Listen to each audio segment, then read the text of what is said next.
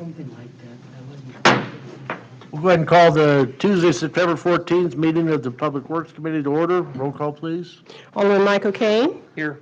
Brenda Brown. Present. Bob Iverson. Here. Heidi Patel. Here. Jim Pashard. Present. Carolyn Wands. Chairman Mike Poor. Present. 6 present. Present, thank you.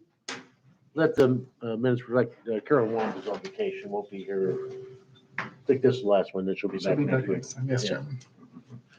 Okay, item number 2 is approval of the minutes. These would be the minutes from August 10th. Need a motion to put those on, or if there's no additional corrections, motion for, Approve to move. Second. all those in favor? Aye. Opposed? Okay, thank you.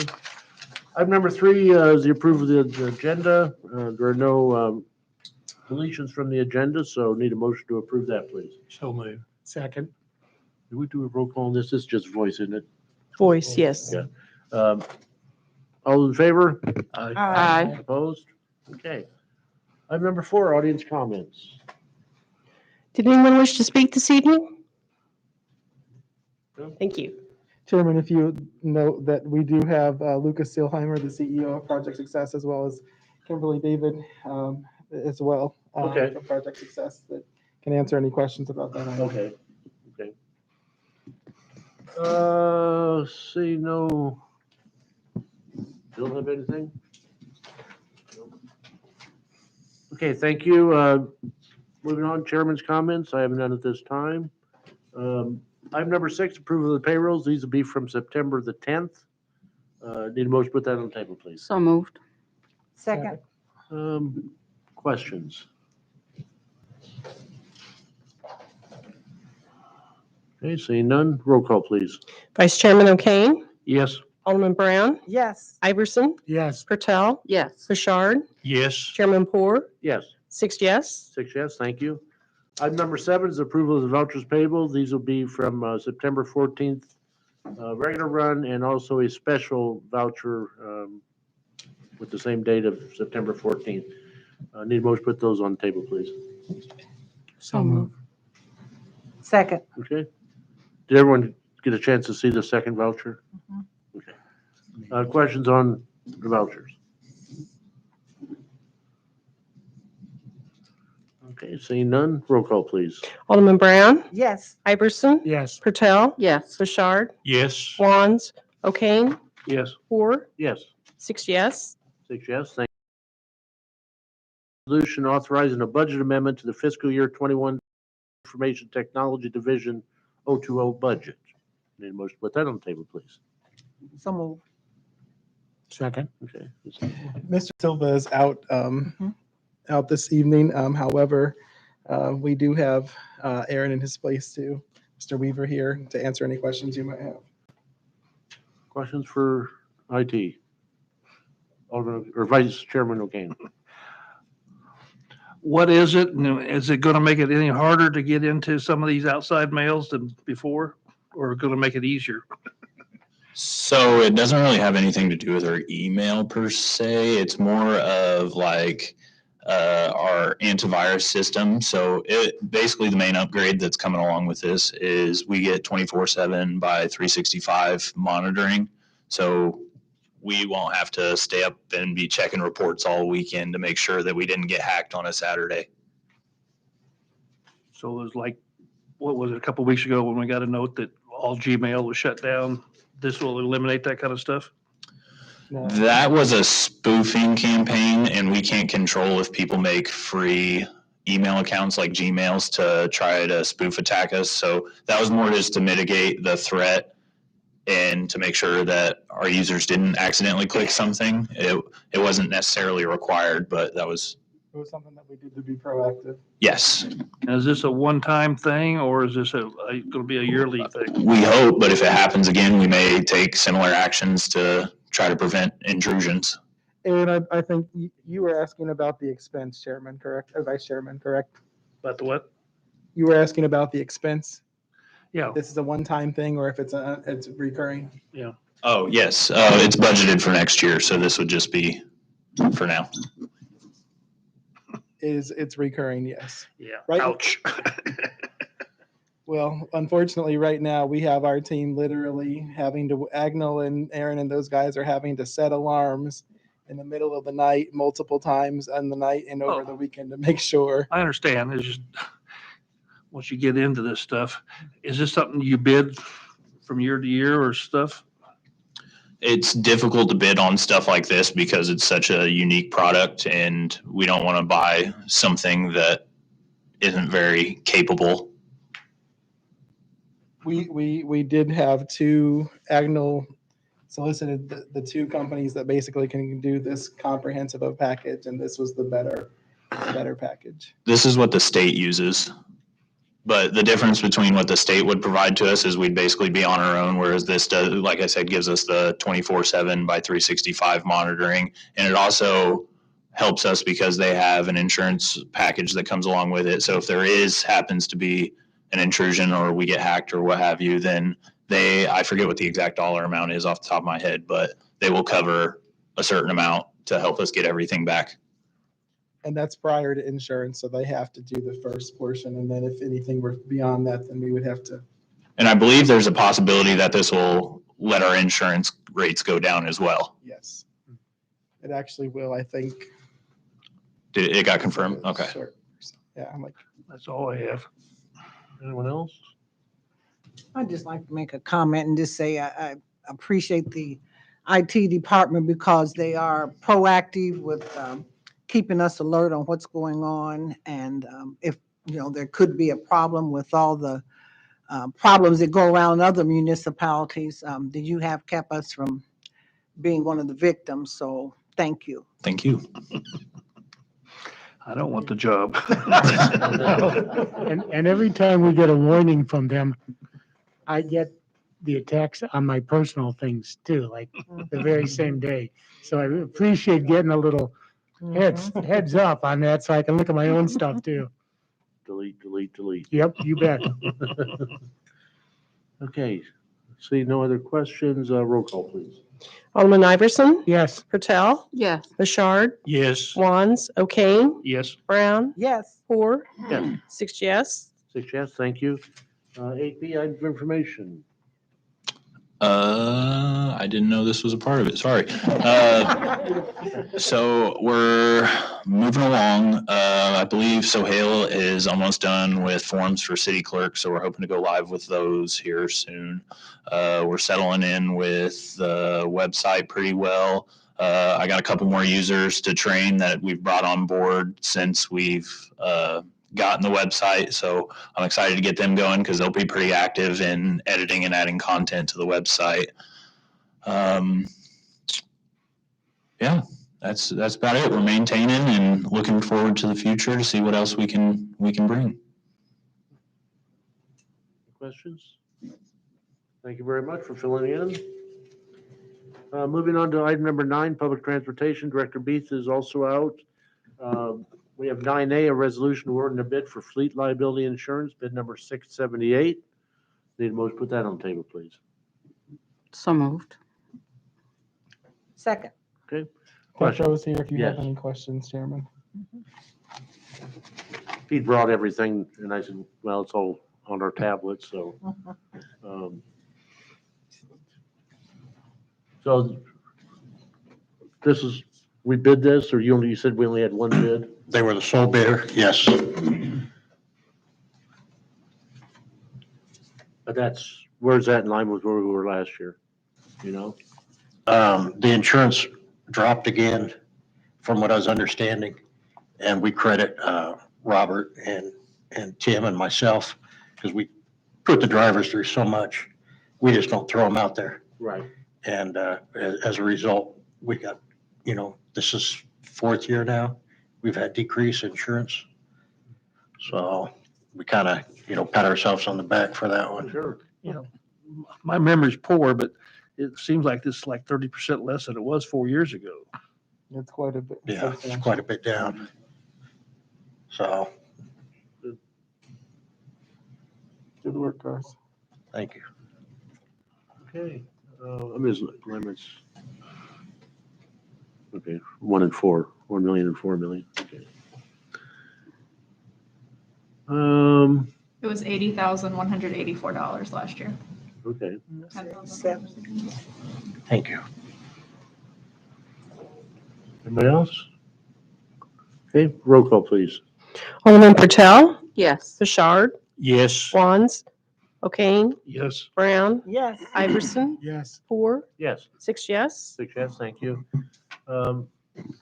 This is where you get your items of information, not the report that we have in front of us, but if you have stuff you want to say. The numbers on the ridership were a little bit lower. August 10th, we had a hard drive that crashed and we potentially lost data from our farebox software. As a result, the ridership numbers could reflect less ridership than we actually have. We have purchased a new server and hope this problem does not occur again. Once again, thanks to Aaron. Aaron's helped us out tremendously on trying to recapture some of the information that we lost. On the other side of it, we have August 23rd, we had our vaccination clinic. We had 2 more community members. We thought those numbers were low, but the people doing the vaccinations were very happy with the results. They have another clinic scheduled September 21st, and we're going to promote that more on social media, through the news, maybe put up some signs on Vermilion Street with arrows going to the transfer zone to get more people vaccinated. Sounds good. Any questions? Thank you very much for your report. Thank you. Moving on to item number 10, we have Public Works Director Carpenter. 10A is a resolution approving the purchase of 2 pickup trucks. Need a motion to put that on the table, please. So moved. Second. Okay, these trucks will actually replace 2 of the old police squad cars that the city inspectors are actually using. We budgeted $45,000 this year to replace 2 units for them, and luckily I found this on the fleet group through the Sourcewell. These units will come directly from the factory. I did make a phone call to these people because of the long turnaround time in vehicles right now, and they assured me that these would be delivered in approximately 4 months after the order was placed. So quite frankly, that's a shorter period of time than we've gotten anything lately. And these are, you've not seen these units out. This is the first year they're building the Ford Maverick pickup truck. It will be a 4-door truck with a very short 4.5-foot box on it, which is big enough for the inspectors to just pick small items up like they do currently. It is all-wheel drive though, so they won't have any trouble in the alleys and the snow when we do get snow. So Are those new or used, Carl? they're brand new. They're being built. It's a decent price for that type of vehicle. Well, it's come because it's coming directly from the factory. Okay. I was gonna say, do they have air and heat? Yeah, and this is They'll actually have heat, yes, sir. well, that's, you don't know me very well, but I don't believe in air conditioning, but these also have air conditioning. I don't care whether your vehicle has an air conditioner or radio in it, but these actually do have them, so they'll be nice vehicles for the inspectors to actually run around in. Who's the third one that doesn't get one? I'm turning them over to Jim when we get them, and he can disperse whoever he wants. Rick already has a newer truck, so these will likely go to the 2 junior inspectors. Unless we pass the newer Rick's truck on down to Charlie. I will tell you, last week or 2 weeks ago, I called Kenny, the inspector, and he was down. He said he's parked on the side of the road. His car was not working, so. It's called gasoline. I thought it was something else, sorry. I thought it was a battery. It was. It was, oh, I was gonna say. That means you gotta have the gas pumps working at Public Works. Okay, other questions? Okay, roll call, please. Alderman Bouchard, Yes. Wands, O'Kane, Yes. Brown, Yes. Iverson, Yes. Patel, Yes. 4, Yes. 6 yes. 6 yes, thank you. 10B is a resolution approving a professional services agreement for flow monitoring and sanitary sewer evaluation study in various locations an amendment of the Storm and Sanitary Fund 402 for fiscal year 21-22 budget. Need a motion to put that on the table? So moved. Second. Sam, these are yours.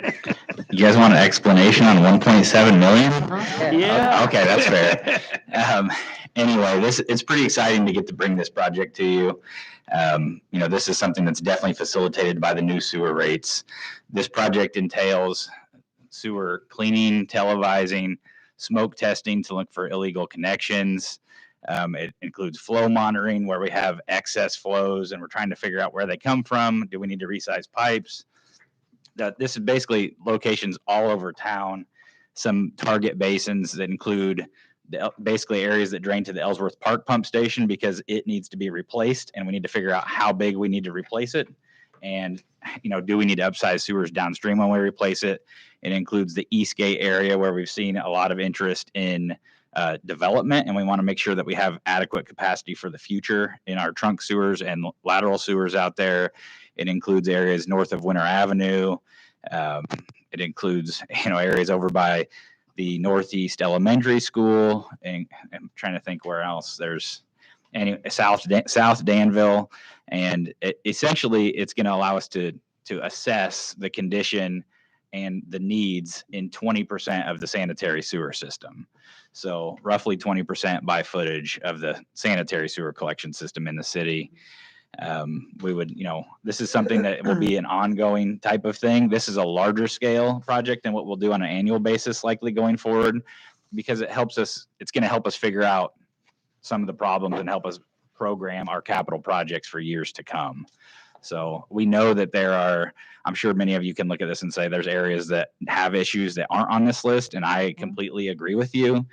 We've identified these for certain reasons because elements of infrastructure are in need of replacement that we need to find information about, or they tend to have the highest volume of sewer calls, of certain areas. Sherry had, commented on an area down in her ward, and we are aware there are issues there. The problem is honestly so large that we have to start downstream and work upstream. So we anticipate getting to some of those in the coming years. But basically if all goes well and our estimates kind of hold over a 10-year period, we would hope to be able to get through the entire city with this kind of an assessment. So. Questions? Thank you, Chairman. So does that mean another 6 point something in the next 10 years? I'm guessing it's going to be higher than that because inflation will get you. But I would say that's the case. Now, that's not to say this may be a little bit more involved than what we need to do in all areas because it involves the smoke testing, the flow monitoring, and essentially we're doing that in areas where we have known issues with excessive flow rates. So some of the future projects, as we get through the really problematic areas, hopefully will just be more like proactive televising and cleaning. Now, that may not happen within the first 10-year period because there are issues all over the place. But that's the hope, is that, there's a lot more scope in this project than what a perfectly proactive program would require. And in theory, it should save us money that we'll just do the things that are bad. And That's correct. So let's say, we're wanting to identify sewers that need to be lined prior to them failing and us having to dig them up. This is going to help tell it, well, besides clearing clogs, figuring out where downspouts are hooked up and storm drains are hooked up and lots of leakages are happening. It's also going to tell us which lines are fine or can, utilize minor, say, grouting or basic repairs, and which ones we can line and save, ahead of time before they fail. So it's going to help us target those areas rather than just assuming everything needs done. Sam, can you remind everyone what the kind of cost in lining versus having to replace? Sure. So in general, lining costs about, this is a not a wild assumption, but a general assumption, about 20% of the cost of digging it up. So, $50 a foot for a project that, for an average lining project where not everything needs fixed, about $50 a foot for that area. And to dig something up, your project cost is going to be around $250 a foot. So and the life expectancy of a liner is, 50 to 60 years, and the life expectancy of a sewer that you would dig up is probably in the 75 to 80-year realm. So you don't get 100% of the life expectancy, but it's a great value. So I have a question. What about, this may not have anything to do with this, but you can let me know. What about, I know some areas, and I think at one time, we were told a long time ago there in the area where I live on Anderson Street, that there were small tiles so what would you do in a case? So if there's Like- like undersized sewers, basically. Yes. So so there are locations in town where the tiles are like a 6-inch pipe, and 8-inch is the minimum pipe that we would put in as a public sewer today. In theory, during dry weather, a 6-inch pipe is fine, but as it deteriorates, it just takes on more water than what it can handle. And we see that in 8-inch pipes, 12-inch pipes, 18-inch pipes, 40-inch pipes. I mean, that's the reality regardless of the size in town, because there's so much deterioration that all this groundwater and stormwater get into our system during these rain events. So there's really two ways to approach it. And, we could make the assumption that we just want to upsize the pipe, but all that does is pass that excess water downstream and passes the problem along. So we're trying to take the approach of identifying what illegal or unwanted stuff we can get off of the network or off of the sewer system before we go and do these upgrades. And we're also looking at things, there are places that may still be under capacity regardless, and we're looking at those as we do these assessments. And that way we can decide, does this sewer need lined, or do we need to plan this as a future, project to dig up? And, this type of assessment is going to help us plan, 5 years or more out in advance, because all this data that we get, we're not going to be able to go do all these projects next year. I mean, it's likely that the lining projects are going to be, $10 million. It's going to take us quite a few years to get through these, but it will help us set the priorities. So, and if we all want to come up with extra money to do that stuff, we can. But I think that we've got a good strategy. It's just going to take some time to get through it all. Okay, thank you. Mike? Well, the one question that scares me is what happens if we run into 3, 4, 5 houses that are all hooked up wrong and they've lived there forever? What do what's the city do? Well, yeah, we've run into that several times. I mean, a lot of times what we find is they're not hooked into the sanitary. They might be hooked into the storm sewer, or their downspouts are hooked up. Typically, the plan is we'll work with our plumbing inspector to notify these individuals. It's, the city's not responsible for the private lines and the issues on that, but we will set a time schedule and try to figure out a strategy to get everything. Well, basically, we will follow up to make sure that these things get resolved and offer any assistance that we can, but we don't have a lot of programs for that. It's private matters. The downspout disconnection is a lot easier than digging up a new sanitary sewer in the road, should they be hooked up to the storm sewer rather than the sanitary. I just look at that as just a couple steps behind next month when they get the new bills. Right. Yeah. And it's one of those things that I don't know the scale of the problems that we're going to find. My experience in projects I've done in the past is most of the time the issues are not, extremely expensive. We find a lot of sanitary laterals, like the line coming from the house to the main, that there's smoke that comes out of the ground all along them, which is a sign they have leaking joints. And plumbing code doesn't necessarily, to my knowledge, is that plumbing code doesn't necessarily dictate that they have to dig that up, but we would advise them that it appears they've got issues with that. And certainly we want them to deal with that situation, but we're not going to force them. Now, if there's downspouts connected, that's an inexpensive disconnect. Sump pumps are typically a fairly inexpensive disconnect because you just charge to the yard rather than a sewer line. So we take all these things into account, and it usually takes, it might take a year to go through. I mean, if we do 20% of the city, I don't know how long it's going to take us to get all the notices out on these things, but we'll certainly work with people. But everyone we don't get off is somebody else's whose basement ends up with this water in it. So this is another job I don't want. Yeah. Yeah. Okay, anything else, Mike? Anyone else? Okay, roll call please on 10B. Vice Chairman O'Kane, Yes. Alderman Brown, Yes. Iverson, Yes. Bertel, Yes. Bouchard, Yes. Wands, Poor, Yes. 6 yes. 6 yes, thank you. 10C is a resolution approving a professional services agreement for the Ellsworth Park Lift Station study. Need a motion to put that on the table, please? So moved. Second. Okay, we were just talking about that. Yeah, so the Ellsworth Park Lift Station is a lift station we recently took over from the Danville Sanitary District. We knew at the time that this was going to need to be replaced, and it's been budgeted for in our, as we went through the kind of the rate increase and the assessment of things.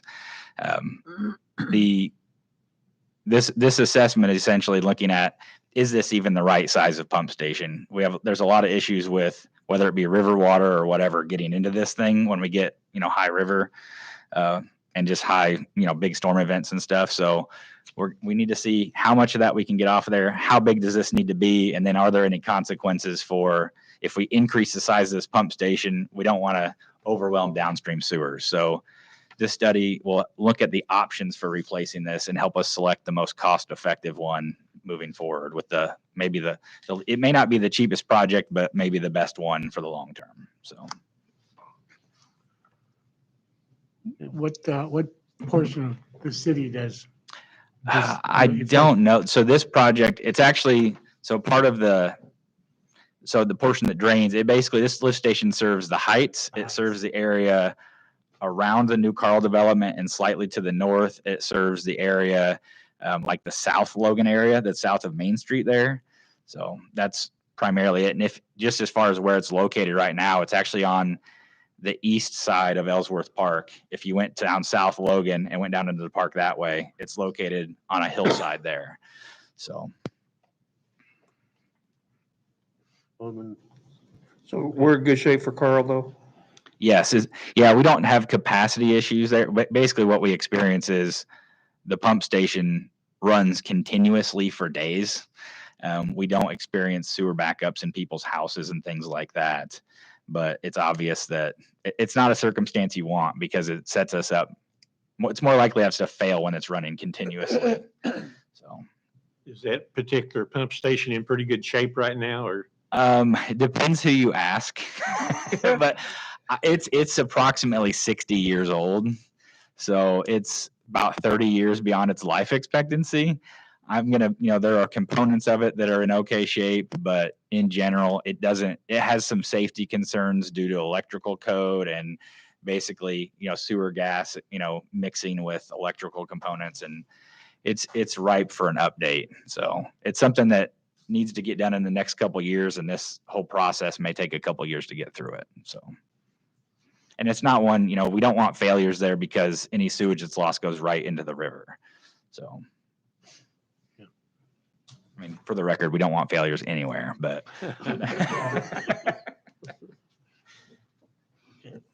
Seeing no more questions, roll call please. Alderman Brown, Yes. Iverson, Yes. Bertel, Yes. Bouchard, Yes. Wands, O'Kane, Yes. Poor, Yes. 6 yes. 6 yes, thank you. 10D is a resolution to approve the purchase of a combination sewer cleaning and hydro excavating truck and amending the sanitary storm sewer 402 fiscal year budget 21-22. Need a motion to put that on the table? So moved. Second. Okay. Okay, this will, as you see in the resolution, it will replace the 2005 Vactor that we have. They will actually give us $40,000 as a trade-in on that unit. This is a vac-all machine. We have had a Vactor brand in the past. These both Vactor and vac-all, and there was a third company that brought one in. We didn't even consider them, but they both brought the trucks in, and we were able to compare things, and they actually went out and allowed the guys to do both hydro excavating and cleaning of sewers with the demonstration models. And this vac-all with the trade-in is actually $20,000 less than the Vactor brand. The big advantage to this particular unit, the vac-all, is that it's operated by a hydraulic pump instead of a fan and a belt. It still has a fan on it that's operated by the hydraulic pump. Gives you more actual pressure to both clear a sewer line and do the hydro excavating. And the reason for the budget amendment is actually need a little more money to pay for it. We didn't budget that much money into the budget for a new Vector this year. Combination of the fact that we hadn't priced one in a few years and we're very unsure what one would cost.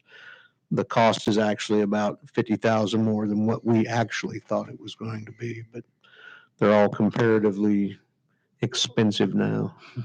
And getting 15 years out of these trucks is phenomenal. The unit we're going to dispose of actually has had a hole from rocks and debris being sucked into it that developed about 3 weeks ago. Well, it developed over time, but finally gave way about 3 weeks ago. And the sewer lift station operator actually took pictures of it.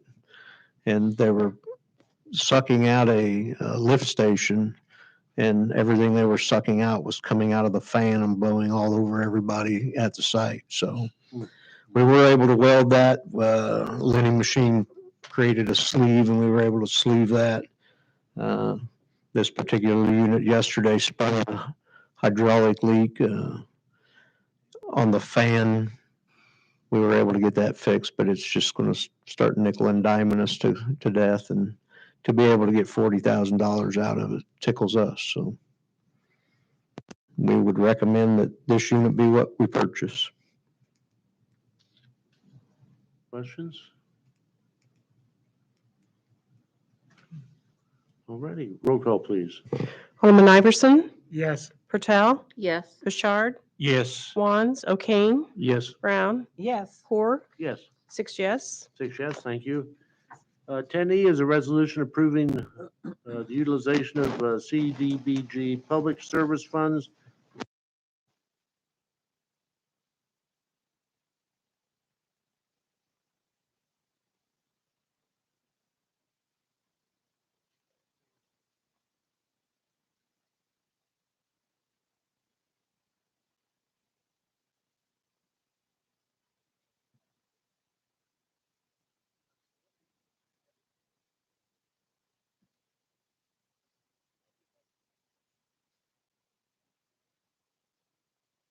Prevention.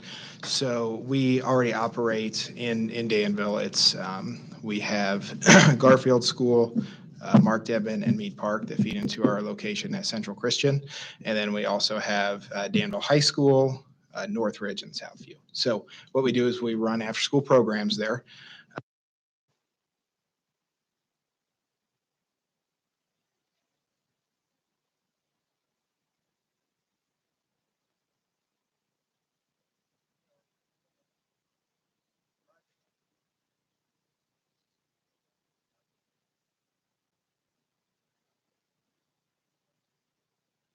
At 19 sites. The money today, if approved, of course, would be, solely used in our Danville schools. So for after-school violence prevention curriculum, teaching, and some new technology to hopefully implement some new things. We put a spot in there too. We'd like to focus on some career readiness, extra college visits, and things like that for some of our older students. So on an average year in our Danville School District, we serve about 250 children per year across all grades. We were a little bit lower, of course, last year. COVID threw everyone for a loop. We were closer to about 180. But based on our enrollment numbers, Kimberly, I'd say we're going to be back to where we were and probably even exceeding those numbers. So I'd be happy to answer any questions that you'd have. Lucas, do you Yes. guys have a curriculum already in mind that you're going to purchase? We have that one. We've used a couple different curriculums before. We don't have one specifically yet. So what we like to do is we want to see, of course, we got approved first. And then when we do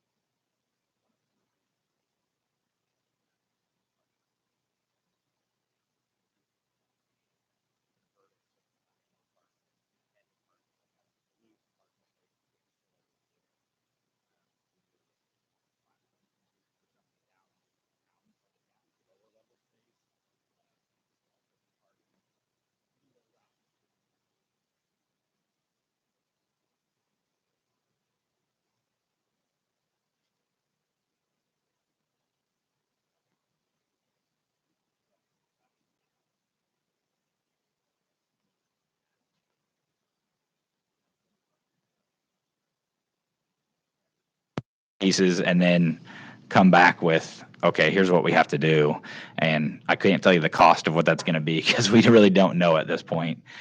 The other item that these funds are intended to go for would be a fire station facility study or a needs assessment. As many of you are aware, the fire training tower has issues over at, I believe it's Station 3 that's on Griffin Street. There are some, leaking roofs and some lentils and some other structural issues with the building, and just some general upgrades that are needed there to make that building work for the long term for the fire department. They've also expressed there's some issues with the size and the use of, I don't know if it's the North Vermilion Station 2, that station. So we want to look at, what are those needs? And then obviously when we're doing 2 of them, we also just want to go ahead and look at Station 1 and see. And the goal of this is not to rush into something. It's to assess what needs to be done so that we have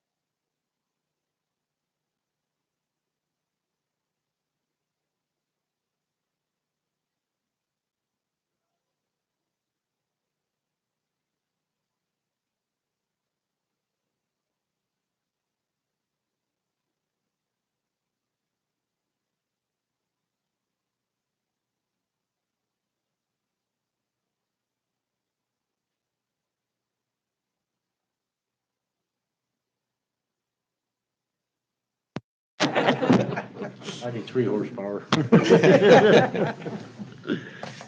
Okay, committee members' comments. Reminder, next week's meeting at 5:30.